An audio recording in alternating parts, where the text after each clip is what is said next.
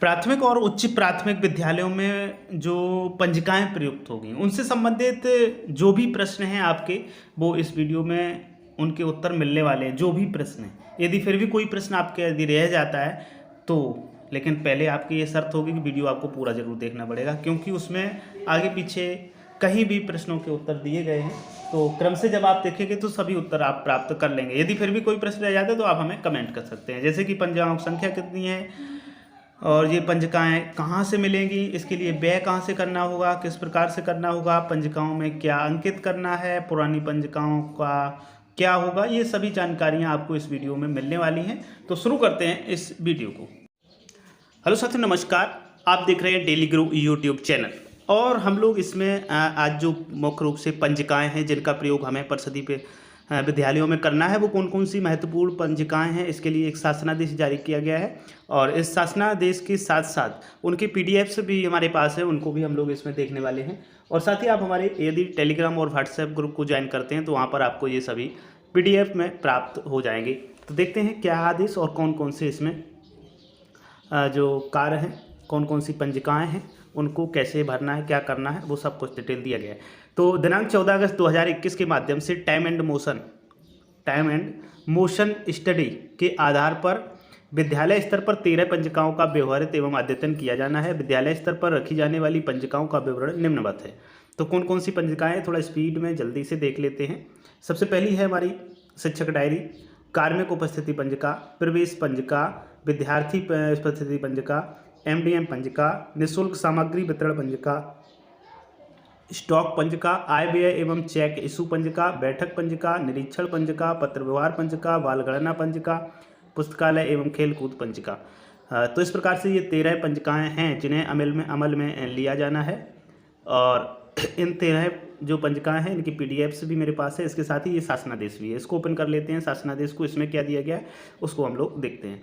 तो ये जो शासनादेश है ये 5 पेज का शासनादेश है। शॉर्टली हम लोग इसको देख लेते हैं।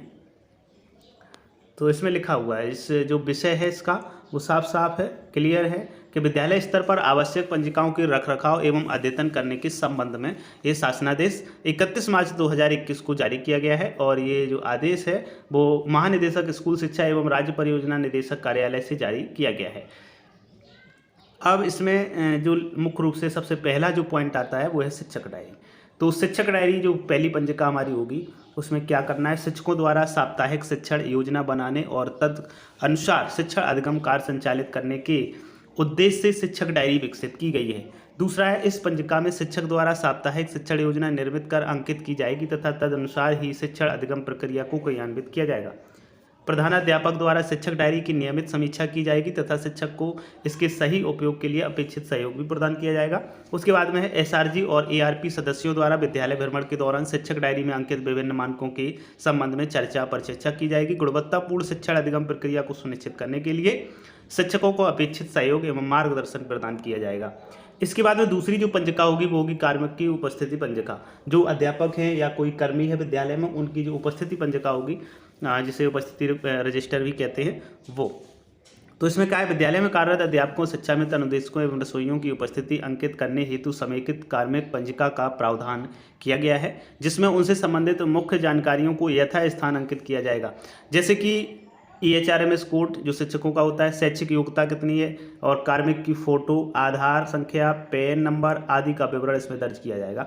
नेक्स्ट इसी पॉइंट है, इस पंजिका में विद्यालय में कार्यरत समस्त कर्मियों का द्वारा प्रतिदिन अपनी उपस्थिति, प्रतिदिन विद्यालय आगमन और प्रस्थान का समय तथा स्वयं का हस्ताक्षर अंकित किया जाएगा। उसके बाद में शिक्षकों द्वारा निर्धारित स्थान पर वर्तमान माह एवं वर्ष के लिए कुल अवकाशों की संख्या भी अंकित की जाएगी। इसके बाद में तीसरी जो पंजिका है वो है हमारे पास प्रवेश पंजिका, जिसमें कि बच्चों का एडमिशन किया जाएगा, एडमिशन उनका नामांकन या रजिस्ट्रेशन किया जाएगा। इसमें विद्यार्थियों के नामांकन के समय संपूर्ण विवरण दर्ज किया जाएगा, जैसे नाम, लिंग, जन्म तिथि, ये सब कुछ डिटेल होगा। इसमें बच्चों के माता पिता का विवरण व आधार नंबर भी दर्ज किया जाएगा। अंतिम कक्षा उत्तीर्ण व अन्यत्र गमन हेतु स्थानांतर प्रमाण पत्र निर्गमन का विवरण भी प्रवेश पंजिका में अंकित किया जाएगा। छात्रों का प्रेरणा पोर्टल पर नामांकन करते हुए सिस्टम द्वारा एक यूनिक पहचान संख्या प्रदान की जाएगी, जिसे प्रधानाध्यापक द्वारा पंजिका में यथास्थान अंकित किया जाएगा। इसके बाद में आगे जो चौथा है, चौथा इसमें विद्यार्थी उपस्थिति पंजिका, जैसे कि जो होती है हमारे विद्यालय में बच्चों के लिए उपस्थिति रजिस्टर। तो यहाँ पर क्या होगा, विद्यार्थियों की उपस्थिति 2 भाग में होगी। प्रथम भाग में कक्षा के समस्त विद्यार्थियों का संपूर्ण विवरण दर्ज किया जाएगा, जैसे नाम, लिंग, जन्म तिथि आदि। इसमें बच्चों के माता पिता का विवरण व आधार संख्या भी अनिवार्य रूप से दर्ज की जाएगी। इसके बाद में बच्चों का बैंक खाता संबंधी विवरण भी इस पंजिका में अंकित किया जाएगा। और नेक्स्ट है, पंजिका के दूसरे भाग में विद्यालय में अध्ययनरत समस्त विद्यार्थियों की दैनिक उपस्थिति अंकित की जाएगी। यह पंजिका प्रतिदिन अद्यतन की जाएगी, क्योंकि हमें प्रतिदिन विद्यालय में बच्चों की उपस्थिति दर्ज करनी होती है, इसलिए। इसके बाद में नेक्स्ट और 5वीं है MDM पंजिका, मध्याह्न भोजन से संबंधित जो होगा। इसमें क्या होगा, जो भी निर्देश अनुरूप पूर्ववत व्यवहारित की जाएगी। इसमें MDM है संबंधी समस्त विवरण, जैसे लाभार्थी की संख्या, मेनू, खाद्यान्न, व्यय आदि का विवरण यथास्थान अंकित किया जाएगा। इसमें प्रतिदिन मिड डे मील प्राप्त करने वाले बच्चों की संख्या, इसके आधार पर कन्वर्जन कॉस्ट आदि का विवरण अंकित किया जाएगा। इसके बाद में यह पंजिका प्रतिदिन अद्यतन की जाएगी, मतलब डेली इसको अभी विवरण दर्ज किया जाएगा। इसके बाद में निःशुल्क सामग्री वितरण पंजिका, तो जो विद्यालय में सामग्री वितरण की जाती है, जैसे ड्रेस है, जूते मोजे हैं, बुक्स हैं, तो इनसे संबंधित एक पंजिका होगी, जिसमें बच्चे की समस्त निःशुल्क वस्तुओं का विवरण यथास्थान दर्ज किया जाएगा, जैसे पाठ्य पुस्तक, बैग, यूनिफॉर्म, जूता मोजा, स्वेटर। और प्रत्येक विद्यार्थी के माता पिता अभिभावक का हस्ताक्षर भी यथास्थान अंकित किया जाएगा। निःशुल्क सामग्री के वितरण के समय इस पंजिका को अद्यतन किया जाएगा और विभिन्न परीक्षाओं की प्राप्त रिपोर्ट कार्ड तथा विवरण के वितरण का वितरण पंजिका में यथास्थान अंकित किया जाएगा। इसके बाद में 7 नंबर है स्टॉक पंजिका। ये भी एक इम्पोर्टेंट रजिस्टर होगा, और इसमें क्या होगा, इस पंजिका में विद्यालय में संपूर्ण संपत्तियों जैसे वस्तुओं, पंजिकाओं आदि का विवरण अंकित किया जाएगा। इसके बाद में है, इसी में जैसे कोई क्रय की गई वस्तु सामग्री है, उसका नाम, प्रकार, व्यय, धनराशि, निर्माता, प्रकाशक आदि का नाम लिखा जाएगा।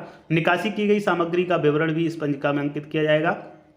इसमें अंकित समस्त विवरणों का सत्यापन प्रधानाध्यापक द्वारा किया जाएगा। जब भी किसी वस्तु का क्रय या निकासी की जाएगी, इस पंजिका में अद्यतन की जाएगी।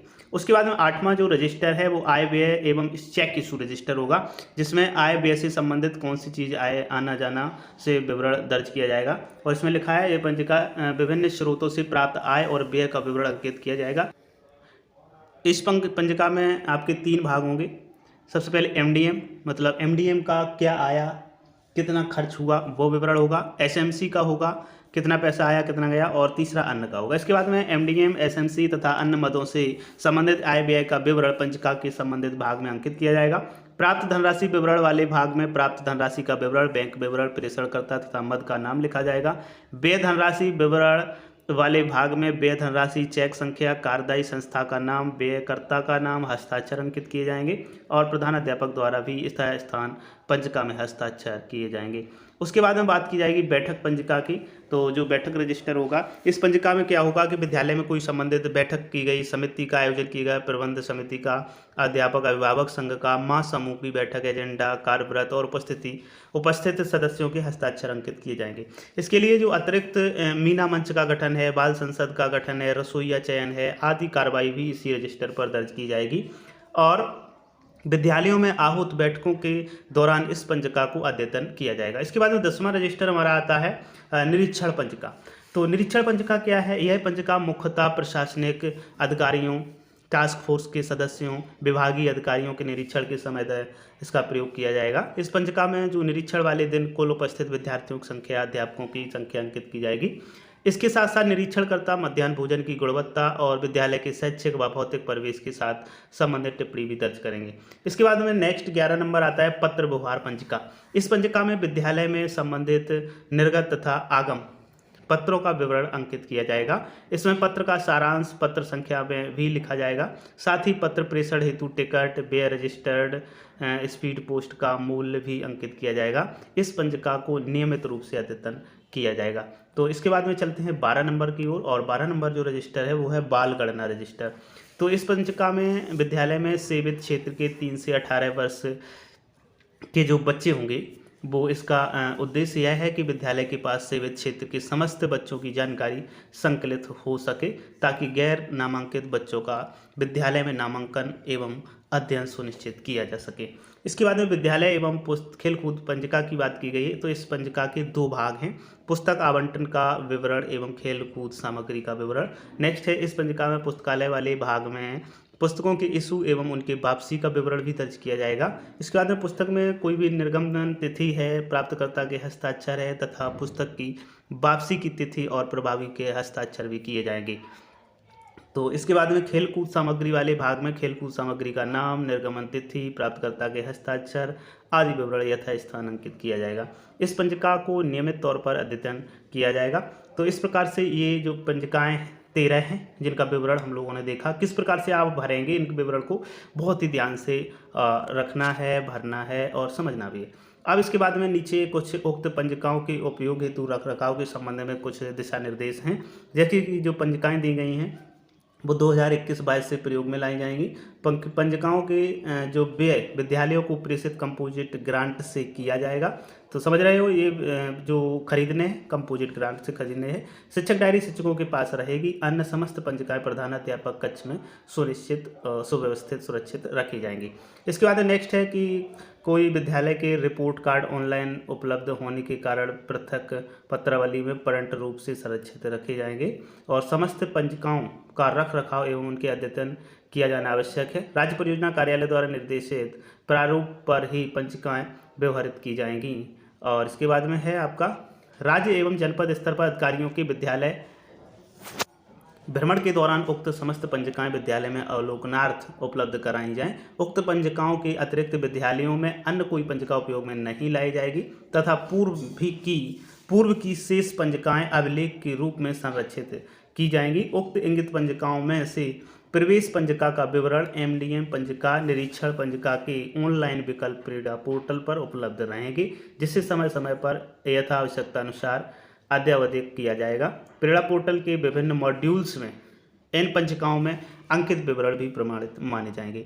इसके बाद में 8वां पॉइंट है, इम्पोर्टेंट पॉइंट है कि बेसिक शिक्षा परिषद के अंतर्गत एक परिसर में संचालित प्राथमिक और उच्च प्राथमिक विद्यालयों के संविलियन के पश्चात छात्र प्रवेश पंजिका में किए जाने वाले संशोधन के संबंध में शिक्षा निदेशक उत्तर प्रदेश कार्यालय द्वारा प्रेषित पत्र संख्या 2020-21 दिनांक 22 दिसंबर 2020 में प्रदत्त निर्देशानुसार कार्रवाई की जाएगी। तो इसमें ये इस प्रकार से ये आदेश है। बहुदेय विजय किरण आनंद जी, राज्य परियोजना निदेशक। तो ये 5 पृष्ठ का एक बड़ा सा आदेश है। उम्मीद करता हूँ इसमें जो भी जानकारी है वो आपको समझ आई होगी। अब हम नेक्स्ट वीडियो में इसका ये देखेंगे कि किस प्रकार से कौन कौन सी पीडीएफ है किस पंजिका की, उसको अच्छे से देखना है। और ये जो भी है सामग्री ये विभाग द्वारा आपको आवंटित नहीं की जाएगी, ये आपको स्वयं तैयार करनी होगी। इसका जो व्यय खर्चा आएगा वो आप कंपोजिट ग्रांट से व्यय कर सकते हैं, ऐसा इस लेटर में लिखा हुआ है जैसा कि हमने आपको दिखाया। फिर से एक बार इस लाइन को जरूर देख लेते हैं कि इसका जो खर्चा होगा, यानी कि जो पंजिकाएँ हैं तो उनका जो पैसा है वो कहाँ से उपयोग में लाया जाएगा। तो ये 2 नंबर पॉइंट है, इसमें लिखा हुआ है कि उक्त पंजिकाओं के क्रय आदि पर होने वाला व्यय विद्यालयों में को प्रेषित कंपोजिट ग्रांट से किया जाएगा। तो उम्मीद करता हूँ वीडियो पसंद आया हो। वीडियो पसंद आए तो लाइक और शेयर जरूर कर दें। साथ ही नेक्स्ट वीडियो देखना ना भूलें, क्योंकि उसमें जो प्रारूप है रजिस्टर्स का प्रारूप वो हम आपको दिखाने वाले हैं। उसका लिंक आपको इस वीडियो के डिस्क्रिप्शन में मिल जाएगा, वहाँ से इसे ज़रूर देख लीजिएगा।